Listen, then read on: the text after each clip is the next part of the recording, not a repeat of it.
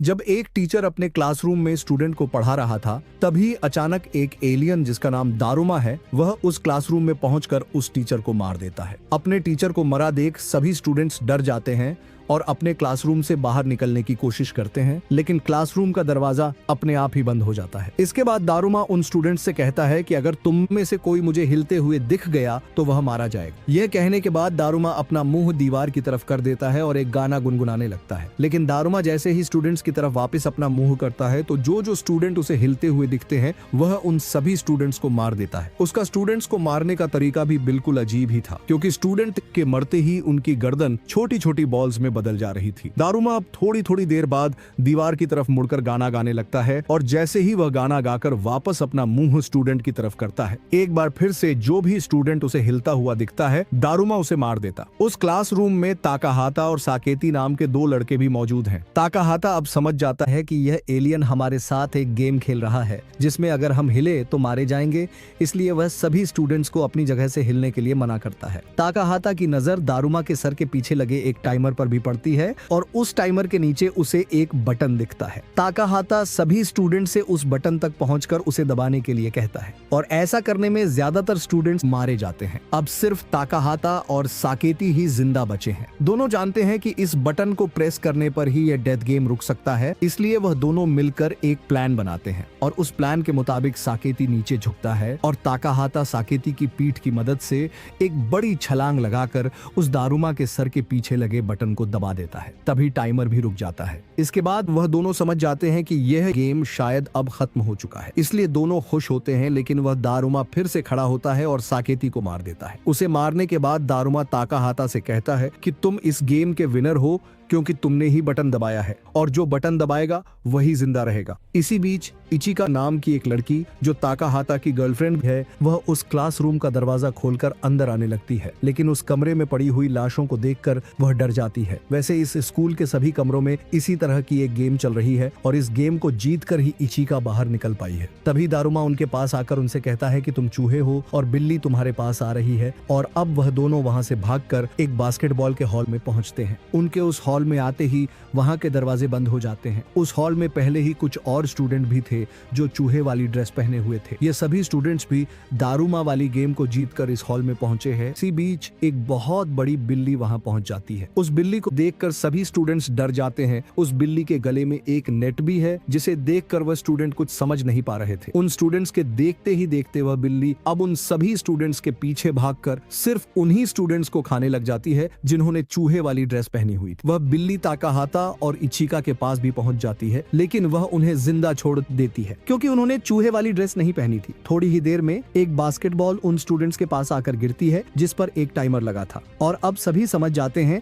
कि उन्हें इस बॉल को समय रहते हुए बिल्ली की गर्दन में लगे नेट में डालना होगा। इसी बीच बिल्ली जब स्टूडेंट्स को खा रही थी, तभी नीचे खड़ा एक स्टूडेंट बास्केटबॉल को सीधा उस बिल्ली की गर्दन में लगे नेट में डालने के लिए फेंकता है, लेकिन वह बिल्ली भी बहुत चालाक है। वह तुरंत उस बॉल को नेट में डलने से पहले ही पकड़ लेती है। इसके बाद वह कैट उस बास्केटबॉल को उस स्टूडेंट की तरफ जोर से फेंकती है, जिसके बाद वह स्टूडेंट उस बॉल के साथ दीवार में चिपक जाता है। वह बिल्ली अब एक बार फिर से ताकाहाता और इचिका की तरफ आती है, लेकिन वह फिर से उन्हें जिंदा छोड़ देती है और यह देखकर ताकाहाता समझ जाता है कि यह बिल्ली तो सिर्फ उन्हीं को मार रही है जिन्होंने चूहे वाली ड्रेस पहनी है। इसलिए वह सभी स्टूडेंट्स को अपने चूहे वाली ड्रेस को खोलने के लिए कहता है। सभी स्टूडेंट्स अब अपनी अपनी चूहे वाली ड्रेस खोल देते हैं। अब जब किसी ने भी चूहे वाली ड्रेस नहीं पहनी है तो वह बिल्ली किसी पर भी हमला नहीं करती और चुपचाप शांत होकर एक जगह बैठ जाती है। उस बिल्ली के शांत होती ही सभी स्टूडेंट्स आपस में बात करके यहाँ से निकलने का प्लान बनाने लगते हैं, लेकिन वह चालाक बिल्ली सब स्टूडेंट्स को यूं ही जिंदा नहीं छोड़ना चाहती थी, इसलिए वह एक बार फिर से उन स्टूडेंट्स को मारने लगती है। इस बीच वह बिल्ली अब इचिका को देखकर उस पर हमला कर देती है, लेकिन तभी ताकाहाता चूहे की ड्रेस पहनकर उस बिल्ली के सामने आकर जोर जोर से चिल्लाकर खुद पर हमला करने के लिए उकसाने लगता है, क्योंकि वह अपनी आंखों के सामने इचिका को मरता हुआ नहीं देख सकता था। जैसे ही वह बिल्ली ताकाहाता को देखती है, वह उसे मारने के लिए उसके पीछे भागने लगती है, लेकिन अब उस बिल्ली की पीठ में खारिश होने लगती है और वह सभी स्टूडेंट्स को उसकी पीठ खुजाने के लिए कहती है। सभी स्टूडेंट उसकी पीठ को खुजाने लगते हैं, जिसके बाद उस बिल्ली को नींद आ जाती है। अब सभी स्टूडेंट्स इकट्ठा होते हैं और एक बार फिर से बास्केटबॉल को उस बिल्ली की गर्दन में लगे नेट में डालने का एक सही प्लान बनाते हैं। वह जानते थे कि यह चालाक चालाक बिल्ली कभी भी जाग सकती है, इसलिए अपने प्लान के हिसाब से वह 2 अलग अलग बॉल लेते हैं, जिसमें से एक बॉल असली थी। तभी इचिका एक तरफ से नकली बॉल,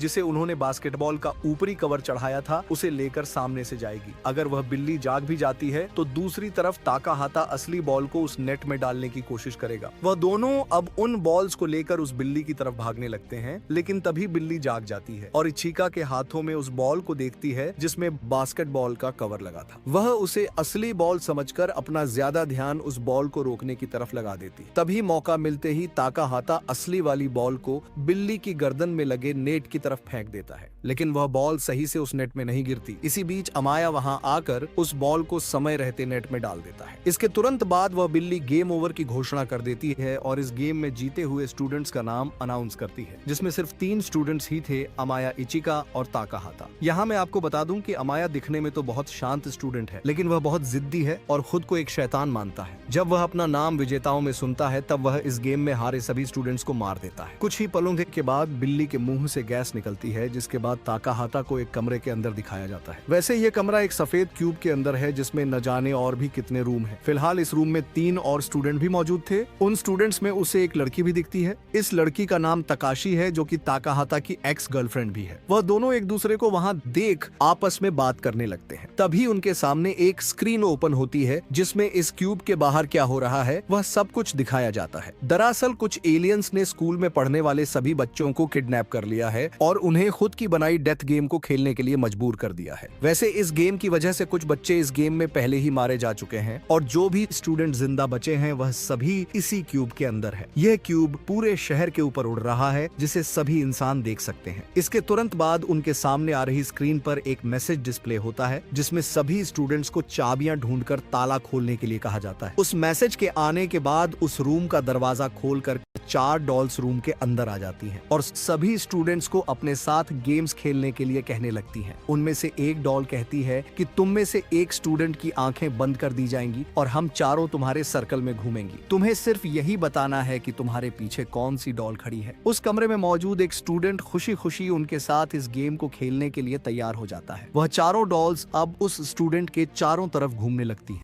जब डॉल्स उस स्टूडेंट पीछे रुक जाती हैं, तब एक डॉल उससे कहती है कि तुम्हारे पास सिर्फ 10 सेकंड ही है। इसमें तुम्हें बताना होगा कि तुम्हारे पीछे कौन सी डॉल खड़ी है। अगर तुम्हारा जवाब गलत हुआ तो तुम्हें मरना होगा। यह सुनते ही वह स्टूडेंट बहुत डर जाता है और गलत जवाब दे देता है। इसके बाद एक डॉल उस स्टूडेंट को अपनी शक्तियों से अपने वश में लेती है और सभी डॉल्स उस स्टूडेंट को तड़पा तड़पा कर मारने लगती है। इसके बाद उस गेम को खेलने का नंबर एक लड़की का आता है, लेकिन वह भी सही जवाब देने में फेल हो जाती है कि उसके पीछे कौन सी डॉल खड़ी है और इस गलत जवाब की वजह से वह लड़की भी मारी जाती है। अब नंबर आता है तकाशी का, लेकिन बाकी स्टूडेंट की मौत को देखकर ताकाहाता आगे आकर उन डॉल्स से कहता है कि मैं तकाशी की जगह पर इस गेम को खेलना चाहूंगा और इस गेम को खेलने के बाद वह बता देता है कि उसके पीछे कौन सी डॉल खड़ी है और सही जवाब सुनने के बाद वह सभी डॉल्स उस कमरे से गायब हो जाती है और उनके गायब होते ही उन्हें एक चाबी मिलती है। तकाशी भी अब ताकाहाता को उसकी जान बचाने के लिए शुक्रिया करती है। इसी बीच एक स्टूडेंट उनकी तरफ भागता हुआ आता है, जिसके पीछे एक भयानक डॉल पड़ी हुई थी। उन दोनों के पास पहुंचकर वह स्टूडेंट सीधा उनके हाथ पकड़ लेता है। वह स्टूडेंट उनसे कहता है कि अगर हमारे हाथ एक दूसरे के साथ में जुड़े हों तो यह डॉल्स हमारा कुछ भी बिगाड़ नहीं सकती, और होता भी यही है। वह डॉल उन्हें साथ में देखकर वहां से चली जाती है। उस डॉल के जाते ही ताकाहाता की नजर तकाशी के गले में मौजूद एक लॉकेट पर पड़ती है, जिसे उसने बहुत समय पहले उसे गिफ्ट में दिया था। उस लॉकेट को देखकर वह समझ जाता है कि तकाशी अभी भी मुझसे प्यार करती है। इसी बीच इचिका उनकी तरफ भागकर आने लगती है, लेकिन उसके पीछे भी एक डॉल भाग रही थी। ताकाहाता जानता था कि अगर वह इचिका के साथ हो तो यह डॉल उसका कुछ भी बिगाड़ नहीं सकती, इसलिए वह जल्दी से भागकर इचिका के पास जाता है और उसका हाथ पकड़ते ही वह डॉल वहां से चली जाती है। तभी 2 और स्टूडेंट वहां पहुंचते हैं, जिनके हाथों में 2 चाबियां थी। उन दोनों के वहां पहुंचते ही दीवार से एक दरवाजा बाहर निकलता है, जिसे खोलने के लिए उन्हें 7 चाबियां चाहिए थी, लेकिन उनके पास तो सिर्फ 4 ही चाबियां थी। वैसे उस दरवाजे पर एक टाइमर भी चल रहा था। तभी अनाउंसमेंट तो होती है कि दरवाजे को खोलने के लिए 7 चाबियां